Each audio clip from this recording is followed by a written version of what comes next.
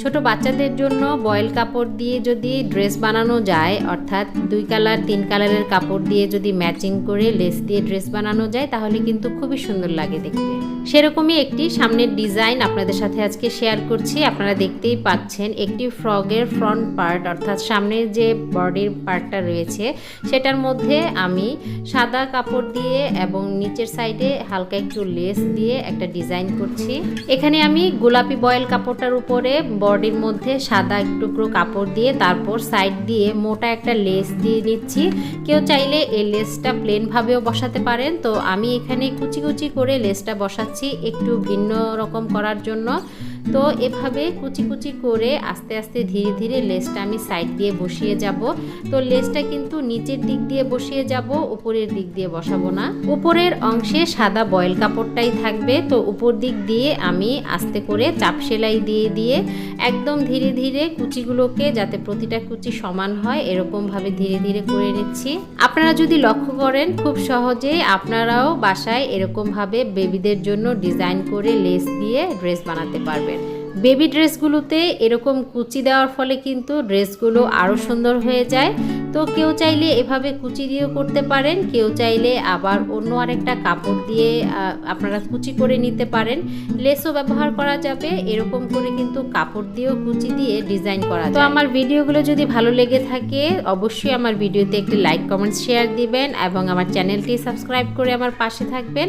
আর যারা already subscribe করেছেন তাদেরকে অসংখ্য ধন্যবাদ। তো যারা নতুন আছেন তারা কিন্তু এই কুচিগুলো দেওয়ার সময় ধীরে ধীরে দিবেন, তাহলে কাজের ফিনিশিং অনেক ভালো আসবে। এরপর এই লেসের কুচিটা দেওয়ার সময় যখন আমরা একেবারে কর্নারের সাইডে আসব, তখন হচ্ছে এভাবে মেশিনের যে ফিট রয়েছে সেই ফিটটি উপরের দিকে উঠিয়ে দিব, আর সুইটা কিন্তু আমরা বসিয়ে রাখবো। একদম কাপড়ের মধ্যে লেসের মধ্যে সুইটা বসিয়ে রেখে তারপর আবার নিচের দিকে কুচি দিয়ে ফিটটাকে নামিয়ে দিব।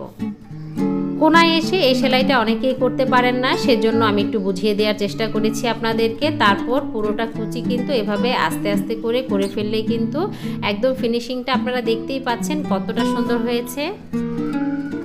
আর এভাবে কিন্তু খুব সহজেই আপনারা সাইড দিয়ে লেস বসিয়ে একটা ডিজাইনার ফ্রক তৈরি করে ফেলতে পারেন। তারপর এই তো গলাটা যে আমি কাটিং করেছিলাম সেই গলার অংশে যে বাড়তি কাপড়টা রয়েছে, উপরে যে একটা সাদা কাপড় বসিয়েছিলাম, সেই বাড়তি কাপড়টুকু আমি এখন ছেটে দিচ্ছি। এখন এভাবে করে আমাদের এই যে কাঁধের অংশে যে বাড়তি লেসটুকু রয়েছে বা কাপড় বের হয়ে আছে, এগুলো সব কিছু আমরা ছেটে দেব।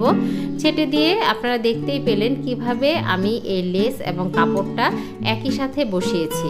তো আপনারা যদি বাসায় একটু তো আরেকটা কথা বলতে কিন্তু আমি ভুলেই গিয়েছিলাম, এই যে সাদা কাপড়টা বসানোর সময় আমি কিন্তু এই যে বডির পার্টের যে সামনের অংশটা রয়েছে এখানে কিন্তু একটা সেলাই দিয়ে নিয়েছিলাম, যাতে করে কাপড়টা নড়াচড়া না করে।